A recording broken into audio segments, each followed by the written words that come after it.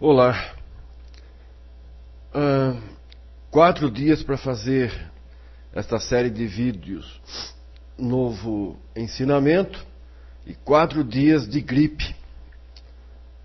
Provavelmente quando você estiver assistindo esse vídeo, eu já devo ter sarado. Mas me desculpe desde já a voz, alguma falha de nossa parte, tá ok? Por favor. Seguinte, muito se fala hoje a respeito de não se cobrar dinheiro nas obras de evangelização, etc. Mas eu encontrei um texto aqui onde mostra que é correto se cobrar sim, ok? Veja bem, o Salvador autorizou cobrar dinheiro pelo trabalho missionário, pelo trabalho de evangelização, pelo trabalho de sair e dar testemunho, né? Pelo trabalho de se pregar. Isso está registrado no livro de Mateus 28, 19. Principalmente na parte A, que diz o seguinte: Ide, portanto, e fazei discípulos de pessoas de todas as nações. Ide, portanto, ide por um valor, ide por uma quantia, ide por dinheiro. Está vendo? Então não é errado você fazer uma obra de evangelização e cobrar, pois o Salvador, quando encaminhou os discípulos, ele falou, ide portanto, só que ele não estipulou um valor, ide por tantos reais, né? Enfim, não estipulou valor, acho que fica a cargo de cada um.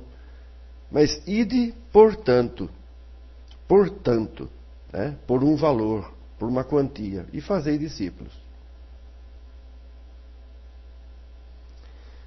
A esta altura você deve estar dizendo: que isso, Luiz? Você está adulterando a palavra, você está dando um outro sentido a uma palavra, e pior, você está distorcendo uma palavra e o sentido de um texto para justificar a sua intenção de ganhar dinheiro.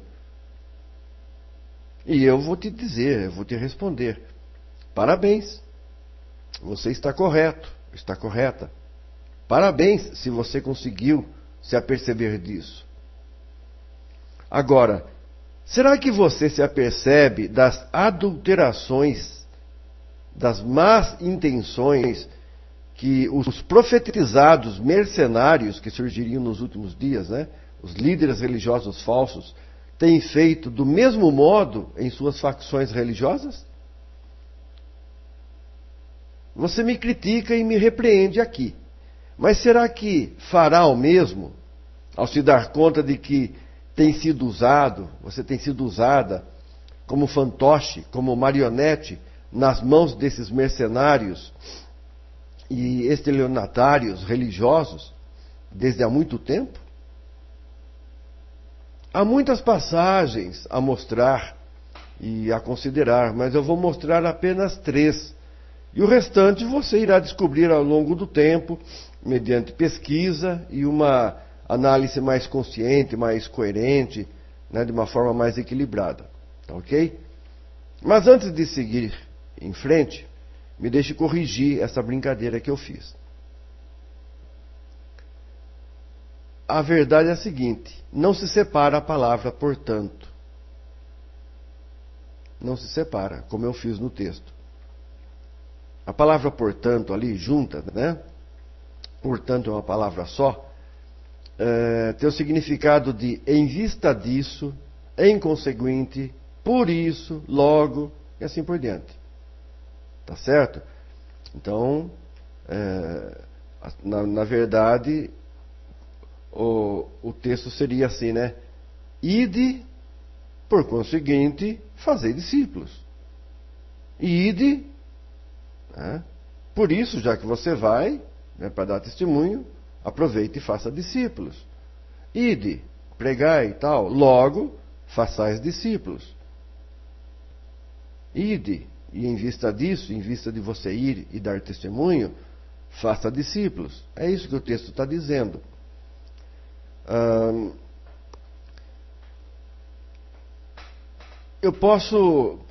Alguém pode dizer assim, Luiz, eu preciso que você venha fazer uma palestra para nós sobre trânsito aqui na cidade, né, numa cidade vizinha aqui. Por quanto você vem? Então eu digo, né, eu vou por tanto. Aí sim estaria separada a palavra, mas mesmo assim eu não usaria esse por tanto. Eu colocaria um valor, né? Olha, eu vou fazer esse bate-papo interativo aí na sua cidade e eu vou até aí por X, né? Por 200, por 300, por 400. Entendeu? Mas a palavra portanto, na verdade, ela é junta. Bem, dito isto, acho que você já entendeu, vamos em frente. Observe algumas palavras e alguns textos que os mercenários têm adulterado a fim de os adaptarem aos seus interesses egoístas, mesquinhos, avarentos e materialistas. Mateus 19, 21. Disse-lhe o Salvador: se queres ser perfeito, né, obter o reino do Altíssimo, vai, vende tudo o que tens e dá aos pobres, e terás um tesouro no céu. E vem e segue-me. O contexto, os demais textos ali que circundam esse texto, se fala a respeito de um jovem rico que se aproximou do Salvador e disse: bom pastor, que devo fazer para obter a vida eterna? Interessante que ele disse assim: eu não sou bom, bom é meu pai. Só um detalhe, né? Mas é interessante. Bom pastor, o que eu devo fazer? E o Salvador respondeu: eu não sou bom, bom é meu pai. Mas seguindo em frente, o Salvador respondeu: honra pai e mãe, ame ao próximo como a ti mesmo, vende tudo o que tens, dá aos pobres e terás armazenado tesouros no céu. Vem e me segue. Mas esses mercenários religiosos que aí estão explicam isso da seguinte forma. Olha só o que esses mercenários dizem nas igrejas, como é que eles ensinam. É mais ou menos alguma coisa assim. Um jovem se aproximou e perguntou: que devo fazer para ter a vida eterna? E o Salvador respondeu, lá eles não dizem Salvador, diz Jesus, né? Mas enfim. E o Salvador respondeu: vende tudo o que tens e dá ao púlpito, entrega aos pastores que estão no altar do Senhor, né? No altar do Senhor, para que a obra de Deus aumente e você terá parte comigo nos céus. Se não quiser vender, vem e doa aqui para nós, na igreja, que será a mesma coisa. É coisa assim que eles dizem. Inclusive, eles pulam a parte de honrar pai e mãe, amar ao próximo, pois eles não estão nem aí para essas coisas. Nem querem saber se você ama e respeita seu pai e sua mãe, ou não querem saber se você ama ou não ao próximo. Pois se você os amar, você irá ajudá-los, irá socorrê-los. E isso poderia significar menos rendimento, menos dinheiro para aqueles mercenários. Então eles pulam, principalmente aquela parte onde o Salvador disse: vende e dá aos pobres. No lugar disso eles dizem: vende e entrega aqui para nós, no altar, no púlpito, na nossa igreja. Quer ver uma coisa? Quer deixar eles pé da vida com você? Diga a eles, lá para o líder religioso da sua igreja, que você gosta da sua religião, que você se sente bem ali dentro, etc. e tal. Diz assim: olha, o pastor, eu vou vender a minha casa, o carro, sei lá. Eu vou vender minha casa e vou doar o dinheiro na igreja. Mas só que eu vou doar essa grana lá naquela outra igreja lá, ó. Diz, né? Pois Pois eu gosto também deles, eles estão precisando muito para terminarem uma outra igreja que eles estão fazendo, eles estão em campanha, enfim. Afinal, tanto faz se eu der o dinheiro aqui ou der o dinheiro na outra igreja, é para Deus que eu estou dando, e não importa, né, qual igreja seja, não é verdade? Faça isso e você será surpreendido. Verá que eles irão te cercar de todos os lados na tentativa de fazer com que você entregue o seu dinheiro da venda da casa nas mãos deles. Entende? E não de outra denominação religiosa. Olha, eu digo assim, olha, não adianta, você pode falar o que quiser, a verdade é que eles são mesmo os mercenários profetizados na Escritura, que surgiriam no tempo do fim, em nossa época, e que esfolariam todos, né, de todos os lados, as ovelhas, em busca de poder, de domínio, de controle e de dinheiro fácil. Eles são os lobos em pele de ovelha. São egoístas, egocêntricos, prepotentes, pretensiosos, avarentos, são gananciosos, materialistas, olha. Eles são adoradores do Deus Mamon, que só se importa com dinheiro. Essa é a verdade. Diante disso, você vai me repreender ainda por eu ter brincado e torcido um texto de portanto por portanto. Vai repreender e cobrar a verdade dos seus líderes religiosos mercenários? Isso sim que você deve fazer, né? Eles pegam também o texto de Malaquias 3:8, que diz o seguinte: roubará o homem a Deus? Todavia vocês estão sentados aí, vós, me roubais e dizeis, em que te roubamos? Nos dízimos e nas ofertas. Com maldição sois amaldiçoados, vocês sois amaldiçoados, porque a mim me roubais, sim, toda esta nação. E após lerem o texto, para os leigos que estão lá ouvindo, eles dizem, se você não der o dízimo e as ofertas, você estará roubando de Deus. E em seguida seguem com suas ameaças e previsões de desgraça que irá vir sobre a vida pessoal, a vida familiar, a vida profissional desses que não derem o dízimos e as ofertas. Sabe, é uma lavagem cerebral onde se mistura distorção de texto com um temor psicológico sobre os ouvintes, causando-lhes uma sensação de culpa, de dívida, de pecado. Mas esses mercenários religiosos não mostram o versículo 3. Ali mostra que as palavras do Altíssimo sobre quem estava roubando os dízimos e as ofertas era dirigida para os levitas, ou seja, para aqueles que estavam encarregados e incumbidos de receberem os dízimos e as ofertas e de distribuí-los aos necessitados, aos pobres, às viúvas, aos órfãos, aos estrangeiros e peregrinos. Ou seja, quem estava roubando, segundo o contexto, não era o povo, mas os próprios responsáveis de cuidar dos assuntos do Criador. Na verdade, praticamente todo o livro de Malaquias é dirigido especialmente aos sacerdotes, sumos sacerdotes e levitas, onde o Criador os apontava como inconsequentes, como irresponsáveis, gananciosos, como opressores, como ladrões. Mas, distorcendo o texto em favor próprio, os atuais mercenários religiosos aplicam o texto à membresia leiga, a fim de extorquir-lhes cada vez mais. E que se dane os necessitados, pobres e aqueles que derem seu dinheiro ou venderem suas coisas e depois vierem a terem dificuldades, terem necessidades.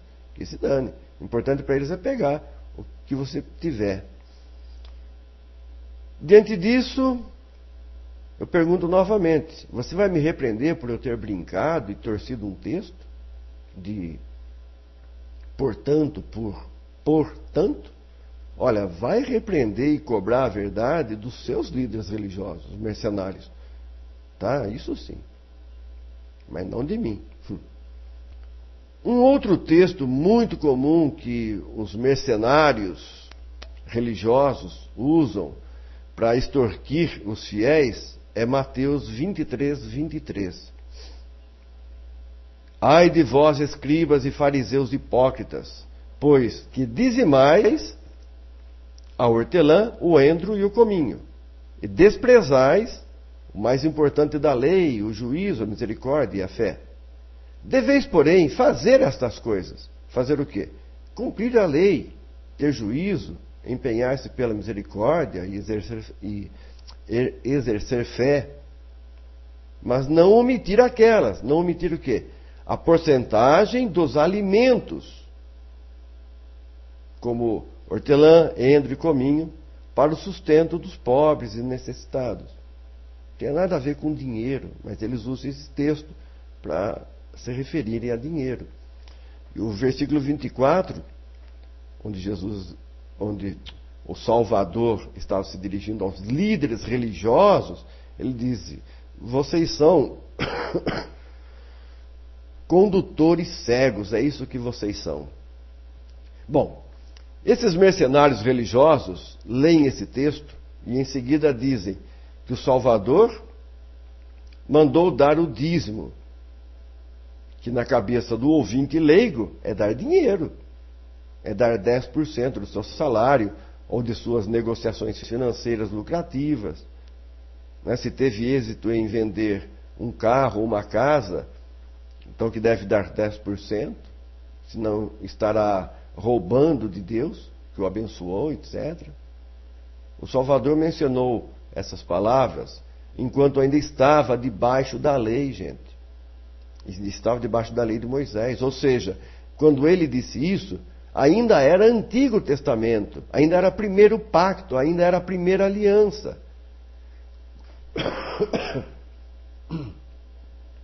Me perdoe. Quando lá no madeiro o Salvador disse, está consumado, acabou o Antigo Testamento. E teve início o Novo Testamento. Acabou o primeiro pacto e a primeira aliança. Iniciou-se o segundo pacto e a segunda aliança. Tá?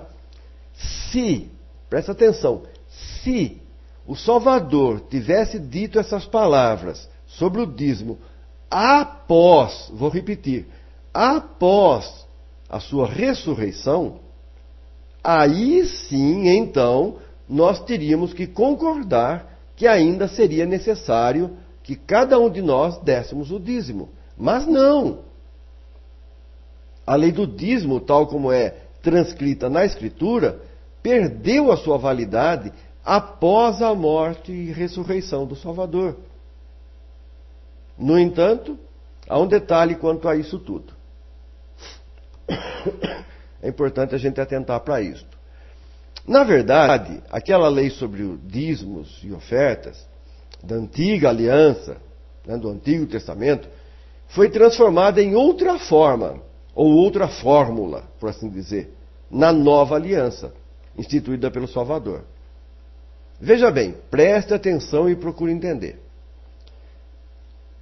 As leis que regiam os dízimos e as ofertas tinham como objetivo compensar a tribo de Levi, que ficou sem herança, não dá para entrar em detalhes sobre isso tudo agora, bem como socorrer os órfãos, as viúvas, os peregrinos e estrangeiros que passavam pela região. Era, por assim dizer, uma obra social, estipulada pelo Criador. Ela não visava enriquecer os responsáveis pela coleta. Certo? Pois bem, qual é a nova forma ou a nova fórmula de se dar o dízimo hoje, instituída pelo Salvador? Está aqui, Mateus capítulo 25. Então dirá o rei aos que estiverem à sua direita: Vinde, benditos de meu Pai, possuí por herança o reino que vos está preparado desde a fundação do mundo. Porque tive fome, e deste-me de comer, tive sede, e deste-me de beber. Era estrangeiro, e hospedaste-me. Estava nu, e tu me vestiste. Adoeci, e visitaste-me. Estive na prisão, e foste me ver.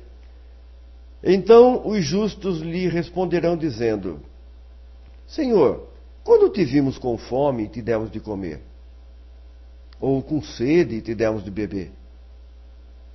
E quando te vimos estrangeiro e te hospedamos? Ou nu e te vestimos? E quando te vimos enfermo ou na prisão e fomos te ver? O Salvador responde. E respondendo, o rei lhe dirá: Em verdade vos digo que quando fizestes a um destes meus pequeninos irmãos, a mim o fizestes.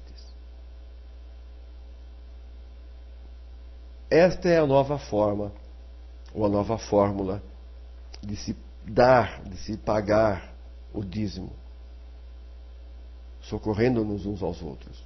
Olha, há muito tempo atrás eu estava correndo bem de manhãzinha com aquele uniforme azul, indo para o trabalho, e eu estava atrasado. Veio uma pessoa, parou o carro do lado e falou: Opa, você está correndo, está atrasado para o trabalho? Eu falei: Tô. Aí entra aqui, eu te dou uma carona. Pô, né? Foi uma bênção, vamos dizer assim, porque cheguei a tempo no trabalho, entendeu? Isso correu. Uma vez eu estava na cidade e eu vi uma mulher andando na calçada com umas sacolas de compra muito pesadas, assim, nas duas mãos, e ela estava com duas criancinhas pequenas ainda andando ali atrás dela.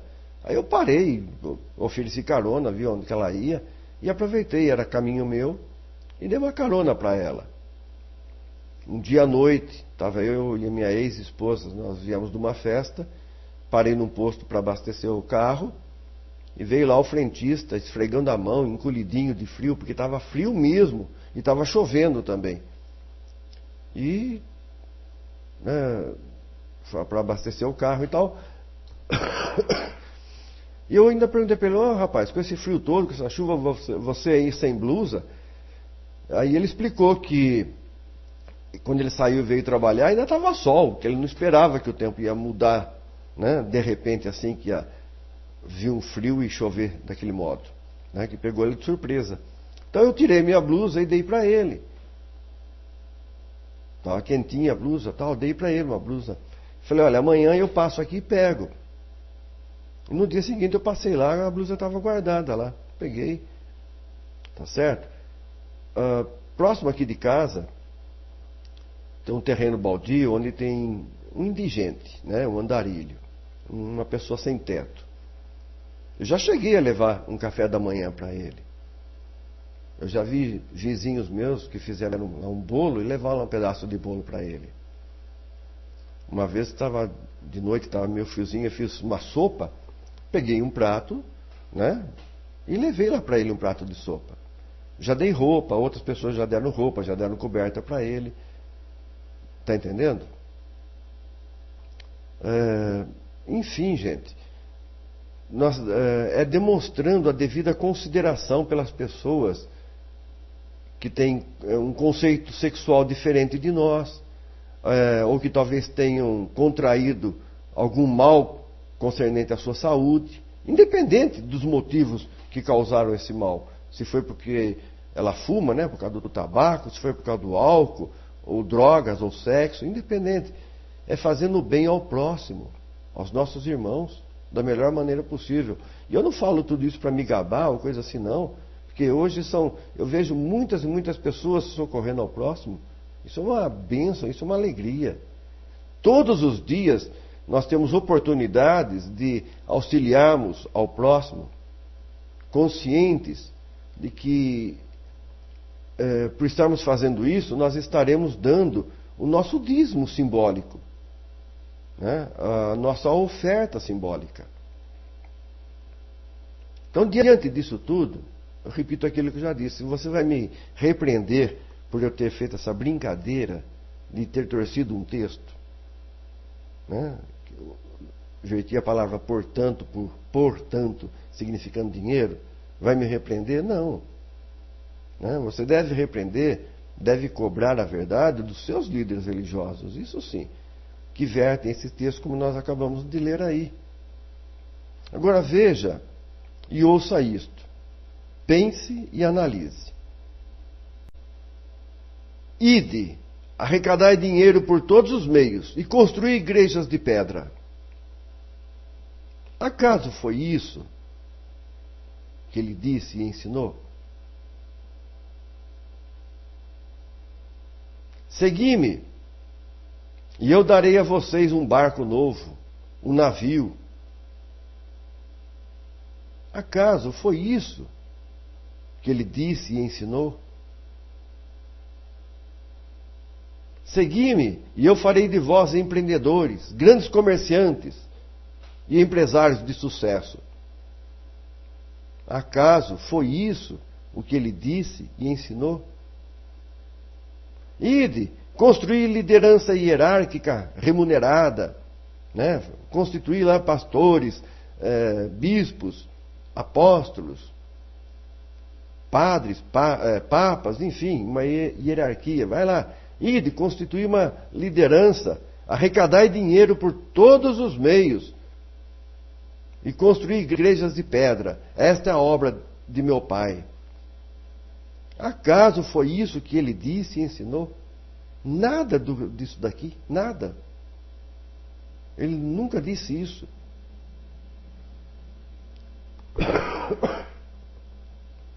Perdão, essa tosse está que está. É deplorável, é deplorável. E eles farão comércio de vós. Os mercenários já estão aí, tá? Os mercenários já chegaram. Seus mercenários no meio dela viraram as costas, fugiram e não ficaram firmes. Veio sobre eles o dia da sua ruína e o tempo do seu castigo. O mercenário foge, porque é mercenário, e não cuida das ovelhas. Templo é dinheiro. Templo é perdição. Templo é perdição. Perdição de tempo, perdição de dinheiro, perdição de almas. Isso sim. É reconfortante observarmos que a cada dia que passa, mais e mais pessoas estão se dando conta de que as coisas espirituais não estão corretas, não estão em harmonia com os ensinos e os exemplos deixados pelo nosso Salvador. Algumas pessoas tomam uma posição de forma pessoal, independente, enquanto que outras tomam uma posição em base familiar, e ainda há as que se posicionam de uma forma mais radical, se manifestando publicamente em grupos. Veja alguns exemplos de pessoas que estão acordando, pessoas que estão sendo despertadas do sono espiritual. O Brasil não precisa de apóstolos ou patriarcas com suas fórmulas mágicas e sua teologia da prosperidade, que envergonha o Evangelho de Cristo, né, o do Salvador, e são contrárias à realidade dos que sofrem. Chega dessa vergonha. O amor e a graça de Deus devem nos bastar. E por avareza farão de vós negócios com palavras fingidas. Essa daqui foi a marcha pela ética evangélica. Então veja, no próprio meio evangélico, existem pessoas se dando conta de que estão sendo extorquidas. Voltemos ao evangelho puro e simples. O show tem de parar. realmente é um show, é um circo, é uma palhaçada que se vê hoje em muitas igrejas. E essa coisa gospel que existe hoje, então, pelo amor de Deus, olha, vou falar para você, hein? A pessoa gosta de cantar, começa a cantar para louvar a Deus, para dar testemunho, transmitir uma mensagem, como ela diz, uma mensagem bíblica, através do canto, através da música, e canta nas festinhas, nas reuniões, quando recebe visitas em casa, canta nos grupinhos, quando vão viajar de ônibus para algum lugar, canta dentro do ônibus, mas de repente se tornou famoso, esquece, meu filho, esquece. Só vai cantar lá na sua igreja, na sua cidade, ou em algum lugar, por tantos milhões, senão não vai. Ainda que é um prédio que tenha todos os andares disponíveis para essa pessoa, para a sua equipe. Aí já não tem mais interesse transmitir a verdade bíblica, né? Não quer mais transmitir os ensinamentos cristãos ou evangélicos, ou enfim, os ensinamentos do Salvador mediante o canto. Não quer mais. Ela quer o dinheiro. É uma pouca vergonha. Eu não vou nem entrar mais. Outra manifestação aqui, o pessoal disse o seguinte, numa faixa: o amor ao dinheiro é a raiz de todos os males. E alguns nessa cobiça, e vocês sabem que cobiça é idolatria, né? Alguns, por causa dessa idolatria, né, desse amor ao dinheiro, se desviaram da fé. Alguns não, na verdade são muitos. O Messias nos mostrou o caminho, sem que ele se tornasse um peso, sem que ele se tornasse um fardo a ninguém. Totalmente ao contrário dos líderes religiosos atuais em suas facções religiosas. Os fariseus, nos dias do Salvador, impunham cargas e taxas pesadas ao povo. Esses fariseus modernos fazem o mesmo hoje. Eles impõem regras, dogmas, cerimônias, rituais, pesadas taxas, implantam o medo pela crença de um inferno de fogo ardente com tormento eterno, e o medo de ser excomungado, desigrejado, desassociado. Esses fariseus modernos, eles impõem a moda de se vestir e de se falar, tal de se falar nas igrejas hoje como se fosse todo mundo carioca.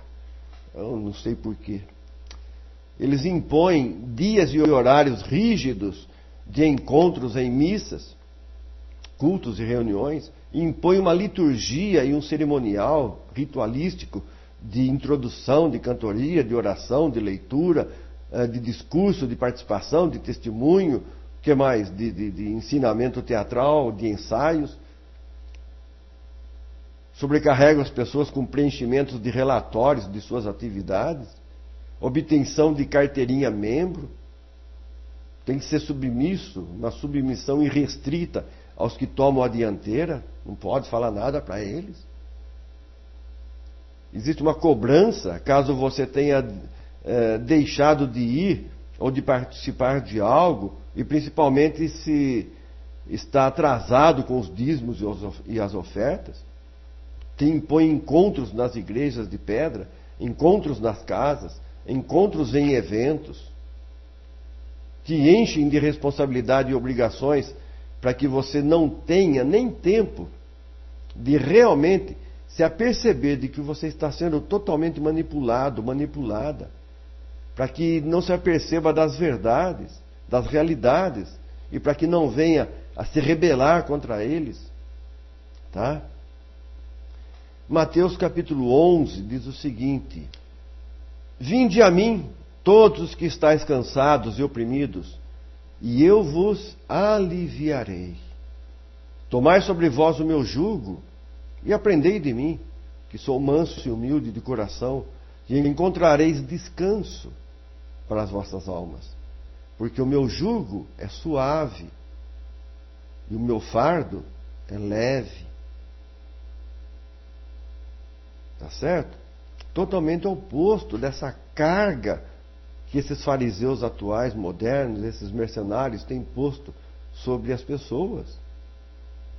Servir ao Criador é algo agradável, não tem essas imposições. É coisa leve, é simples. Não tem nada disso que as facções religiosas impõem. As mensagens ensinadas e deixadas pelo Salvador, mediante as suas palavras e mediante seus exemplos, praticamente nada tem a ver com os ensinos atuais nas facções religiosas, que estão voltadas para a prosperidade física e material. Basta analisar, como mostrei, o que o Salvador disse e ensinou, né? E o que as religiões ensinam. Os ensinos delas hoje estão mais voltados para o individual, para o indivíduo, para a pessoa única, mas relacionado com coisas carnais, coisas materiais e físicas. Veja alguns ensinos das facções religiosas. Semeie aqui tudo o que tens, e Deus multiplicará. Usam a passagem do Salvador falando com o jovem rico, mas, diferentemente do que o Salvador disse ao rico, não dizem para que dê aos pobres, mas dizem que entregue o dinheiro nos púlpitos. O ensinamento religioso contemporâneo tem se tornado algo aceitável e agradável aos ouvidos de muitos incrédulos. Se amam o dinheiro, prega-se que Jesus, não o Salvador, te dará dinheiro, ou te dá dinheiro, ou que Ele multiplica seu dinheiro 30, 60, 100 vezes mais. Prega-se autoajuda, prega-se psicologia, prega-se filosofia de vida materialista. Você pode todas as coisas naquele que te fortalece. Você pode ser empresário. Aliás, Deus quer que você seja milionário. Onde tem isso na Bíblia? Nem fala na Escritura, né? Na Escritura não tem, mas nem na Bíblia tem. Não se importe com os pobres e necessitados, nem com as viúvas, órfãos ou estrangeiros. Ouça minhas filosofias de mensagem individual e preste atenção às minhas mensagens de filosofia de vida e programação neurolinguística, porque é isso que tem hoje nas igrejas, nessas igrejas de pedra. Aí ele começa a falar, o Senhor mandou eu te dizer. Isso daí está cheio na internet e nas igrejas, as pessoas falando essas coisas. Você é o mais importante. O milagre está vindo em sua direção. Você é mais que vencedor. Sua vitória está chegando. Sua vitória é certa. Ele nunca vai desistir de você. Os anjos estão lutando por você. E eu, Deus, tal, estarei na batalha e trarei a sua vitória. Vou te levantar dentre teus inimigos e você será financeiramente, materialmente próspero. Busque primeiro estas coisas físicas e materiais, eles dizem, que na verdade a traça e a ferrugem consomem, né, que corrompem os homens. E dizem, as demais coisas vos serão acrescentadas. Ponha-me à prova. Agora dá-me tudo o que tens, diz o líder religioso. Certamente, meu caro ouvinte, minha cara ouvinte, certamente o inimigo de nossas almas, ele diz amém a isso tudo. Amém é uma palavra blasfêmia, porque vem lá do Deus Amon e tal, mas o inimigo pode falar, porque é da mesma laia. Então, o inimigo vai dizer amém a isso tudo. Vai agradecer principalmente aos líderes religiosos pelas almas obtidas, né, que o inimigo obteve. Esses mercenários religiosos, eles têm pregado que você pode obter bênçãos especiais, bastando para isso dar dinheiro nas mãos deles. Que então o Altíssimo estará obrigado a lhe dar o que você quer. É isso que eles têm feito. Dá dinheiro aqui que Deus vai se sentir obrigado a cumprir a palavra dele, Deus vai ser obrigado a atender seu pedido, a te dar o que você quer. É só você pagar. Mas isso tudo tem um nome. Sabe qual é o nome disso? Olha aqui. Simonia.